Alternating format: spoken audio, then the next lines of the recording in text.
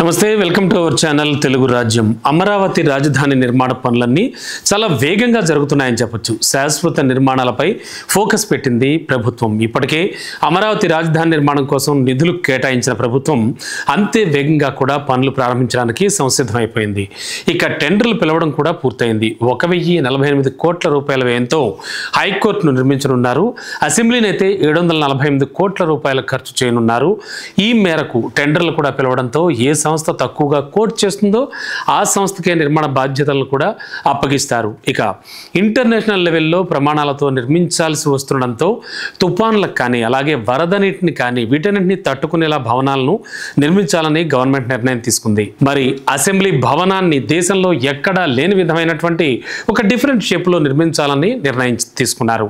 ఇందుకోసం గతంలోనే కొన్ని డిజైన్లను ఆల్రెడీ సిద్ధం చేసిన గవర్నమెంట్ అందుకు అనుగుణంగానే నిర్మాణాలను కూడా చేపట్టాలని నిర్ణయం తీసుకుంది. పోస్టర్స్ సంస్థ ఈ డిజైన్లను రూపొందించింది. 2018లో అయితే అప్పటి టీడీపీ ప్రభుత్వం రూపొందించిన అంచనాల కంటే కూడా ఇప్పుడు ఎక్కువ అవ్వడంతో పాటు అవే డిజైన్లను ఖరారు చేస్తూ నిర్ణయం తీసుకుంది. ఇక అసెంబ్లీ భవనాన్ని 103 ఎకరాల్లో నిర్మించనున్నారు. గ్రౌండ్ ఫ్లోర్తో పాటు 3 అంతస్తులు ఉండేలా కూడా ఈ నిర్మాణ పనులు సాగనున్నాయి. మరి ఇందులోనే మంత్రుల ఛాంబర్లతో పాటు కౌన్సిల్ కూడా ఉంటుంది. ఇక 3 అంతస్తు నుంచి మొత్తం టోటల్గా నగరాన్నంతా కూడా చూసేలా ఏర్పాట్లు చేస్తున్నారు.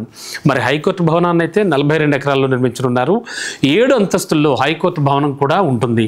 ఇక లైబ్రరీతో పాటు డైనింగ్ హాల్ కూడా ఈ నిర్మాణంలో చోటు చేసుకోనుంది. ఇక ముందుగా ఈ నిర్మాణాలన్నీ పూర్తయితే కనుక అమరావతికి ఒక రూపురేఖ అనేది వచ్చేటువంటి అవకాశం ఉందని ప్రభుత్వం కూడా భావిస్తోంది. అందుకే వేగంగా జరుపుతోంది. ఇక హైకోర్టు కానీ అసెంబ్లీ భవనాల నిర్మాణాన్ని చాలా ఫాస్ట్గానే పూర్తి చేయాలని కూటమి ప్రభుత్వం ఆల్రెడీ నిర్ణయం తీసుకుంది.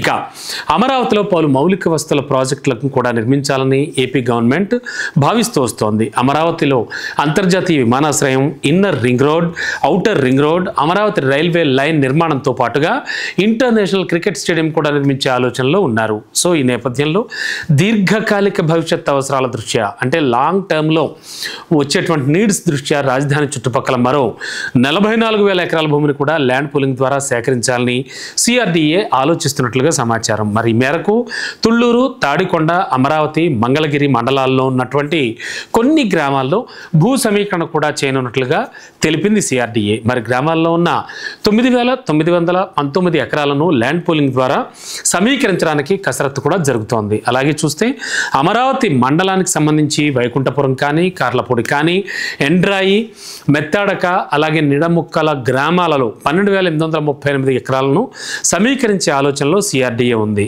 ఇక తాడికొండ మండలంలోని తాడికొండ, కంతేరు గ్రామాల్లో అయితే మరో 16,463 ఎకరాలను కూడా ల్యాండ్ పూలింగ్ ద్వారా సమీకరించడానికి సిఆర్డీఏ కసరత్తు చేస్తోంది. ఇక మంగళగిరి మండలం కాజ్య గ్రామంలో 4,492 ఎకరాలను కూడా సమీకరించే ఆలోచనలో ఉన్నారు. దీనిపై ప్రస్తుతానికి విపరీతంగా వివాదాస్పదమైన వ్యాఖ్యలు కూడా వినబడుతూ ఉన్నాయి. ఎందుకంటే ఈ స్థాయిలో అంటే ఇన్ని వేల ఎకరాలను ఎందుకు పోగేయడం, అలాగే ఆల్రెడీ ఫస్ట్ ఫేజ్ కంప్లీట్ అవ్వలేదు, సెకండ్ ఫేజ్కి కూడా వెళ్ళడం ఎందుకని ఆల్రెడీ అందరూ కూడా విమర్శిస్తూ ఉన్నారు. సాక్షాత్తు రైతులే అక్కడ చాలా వరకు కూడా ఈ విషయంపై మొండికేస్తున్నారని సమాచారం కూడా అందుతూ వస్తోంది. అయితే మరోవైపు చూస్తే కనుక అదనపు భూ సమీకరణపై మరికొన్ని రోజుల్లో కూడా గవర్నమెంట్ తన పని తాను చేసుకుపోతోంది. నోటిఫికేషన్ వచ్చే అవకాశం కూడా ఉంది. అలాగే మరోవైపు అమరావతి రాజధాని నిర్మాణం పనులకు పునఃప్రారంభం చేయాలని ఏపీ ప్రభుత్వం భావిస్తోన్న తరుణంలో ప్రధాని నరేంద్ర మోడీ చేతుల మీదుగా కూడా ఈ కార్యక్రమం జరపడానికి ప్లాన్ చేస్తోంది.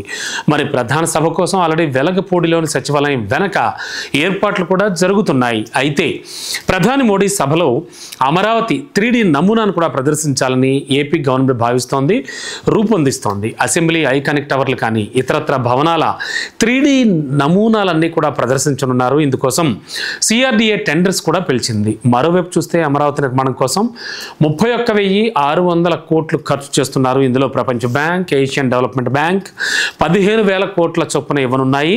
ఇక జర్మనీకి చెందిన KfW బ్యాంక్ మరో 5,000 కోట్లు కూడా రుణం అందించనుంది. సరే, ఇదంతా వినడానికి చూడడానికి చాలా బాగుంది, చాలా వేగంగా వేగంగా పనులు జరుగుతున్నాయి. కానీ గతంలో కావచ్చు, మళ్ళీ ఇప్పుడు కావచ్చు, కొన్ని కొత్త కొత్త వాదనలు అయితే తెరపైకి వస్తున్నాయి.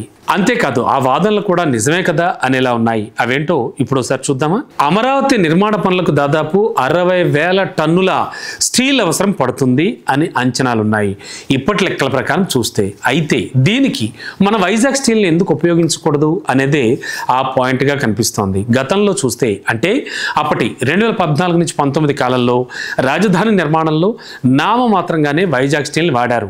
అంటే వాళ్ళు వాడారు కానీ నామమాత్రంగానే. సింహభాగం అయితే అప్పట్లోనే రాయగడలోని ప్రైవేట్ ప్లాంట్కి చెందిన స్టీల్ని కొనుగోలు చేశారు. అలాగే కర్ణాటకలో జిందాల్ స్టీల్ వద్ద కూడా అధిక మొత్తంలోనే స్టీల్ కొనుగోలు చేశారు. తమిళనాడులోని ఎవర్ సండే అనేటువంటి ఓ ప్రైవేట్ కంపెనీ నుంచి కూడా కొనుగోలు చేసి ఏపీకి తీసుకొచ్చి అమరావతి నిర్మాణాల్లో వాడారు అప్పట్లో. అయితే అప్పట్లో కూడా దీనిపై పెద్ద దుమారు వేరేగిందని చెప్పాలి. అసలు ఎందుకు వైజాగ్ స్టీల్ని వాడకూడదు అంటూ కూడా కనీసం ట్రాన్స్పోర్ట్ ఛార్జెస్ అయినా మిగిలి ఉండేవి కదా అంటూ కూడా కొంతమంది అయితే అప్పట్లో కామెంట్స్ చేశారు. ఇక ఆ తర్వాత వైసీపీ అధికారంలోకి వచ్చాక నిర్మాణాలన్నీ కూడా ఆగిపోయాయి. ఇప్పుడు మళ్ళీ కూటమి పార్టీల అధికారంలోకి రావడంతో మళ్ళీ అమరావతి నిర్మాణ పనులు జోరందుకున్నాయని చెప్పాలి. మరి ఈ తరుణంలో మళ్ళీ విశాఖను అమరావతి నిర్మాణాలకు వాడాల్సిందే అంటూ కూడా, అంటే ఒక రకంగా చెప్పాలంటే అటు వైసీపీ కూడా తన గళం గట్టిగానే వినిపిస్తోంది, ప్రజల్లో కూడా ఆలోచన రేకెత్తిస్తోంది. మరి ఇందులో చాలా వరకు సబబు కూడా ఉందంటోంది పౌర సమాజం. అయితే కేవలం ఈ నినాదమే కాదు, మరికొన్ని విషయాల గురించి కూడా ఆలోచిస్తే అమరావతి నిర్మాణాలకు అనేక మంది సివిల్ ఇంజనీర్స్ కూడా అవసరం అవుతారు కదా. ఇటు ఏపీలో కావచ్చు, అటు తెలంగాణలో కూడా కావచ్చు, అనేక మంది సివిల్ ఇంజనీర్స్ అంటే పాస్డ్ అవుట్స్ క్యాండిడేట్స్ ఉంటారు కదా, వాళ్ళందరికీ కూడా జాబ్స్ కూడా ఇప్పించవచ్చు కదా, వాళ్ళకి భృతి కల్పించినట్లుగా కూడా అవుతుంది అనేది ఆలోచించాలి. ఇక భవన నిర్మాణ కూలీలకు కూడా పని కల్పించినట్టుగా అవుతుంది కదా. అలాగే నిర్మాణ రంగానికి సంబంధించినంత వరకు కూడా చాలామందికి ఉపాధి కూడా దొరుకుతుంది అనడంలో ఏదైనా డౌట్ ఉందా? మరి ఈ విషయంపై ప్రభుత్వం ఖచ్చితంగా ఆలోచించి నిర్ణయం తీసుకోవాల్సిన అవసరం ఎంతైనా ఉంది. మరి కొత్త కొత్త పథకాలు ప్రవేశపెట్టి అవి అమలు చేయలేక ఆయాసపడే కంటే కూడా మన దగ్గరే ఉన్న వనరులన్నీ వాడుకుంటే మంచిది. ఇలా చేస్తే కనుక అటు చాలా వరకు వలసలను కూడా అరికట్టచ్చు, అలాగే చాలామందికి ఉపాధి దొరికినట్టు కూడా అవుతుంది. అటు ప్రజలకు కూడా తమ కలల రాజధాని నిర్మాణంలో పాలు పంచుకున్నట్టుగా కూడా అవుతుంది అని ప్రస్తుతానికి అంతా భావిస్తూ ఉన్నారు. మొత్తానికి ఈ విషయంపై ప్రభుత్వం ఆలోచిస్తే బాగుంటుంది అంటున్నారు. చూడాలి ప్రభుత్వం ఏం ఆలోచిస్తుందో. మరి నష్టాల్లో కూరుకుపోయి ప్రైవేట్ పరం చేద్దాం అంటున్నటువంటి ఆ స్టీల్ ప్లాంట్కి సంబంధించి ఆ స్టీల్ ప్లాంట్కి కూడా పునరుజ్జీవం ఇచ్చినట్టు అవుతుంది. ఆ స్టీల్ అంతా కూడా అమరావతి నిర్మాణాలకు వాడితే. అంతేకాదు ఆల్రెడీ ఇంకా చాలా నిర్మాణాలు ప్రారంభమవుతాయి అమరావతిలో. వాటన్నింటికీ కూడా ఖచ్చితంగా ఇవి వాడితే మంచిది అని అంతా చెబుతూ ఉన్నారు. హలో, తెలుగు రాజ్యం ఛానల్ చూస్తున్నారా? సామాజిక రాజకీయ జీవన చిత్రణే తెలుగు రాజ్యం. అతిశయోక్తులు అసత్యాలు ఉండవు. రాజకీయ కోణం కాదు, ప్రజా కోణమే కొలబద్ద.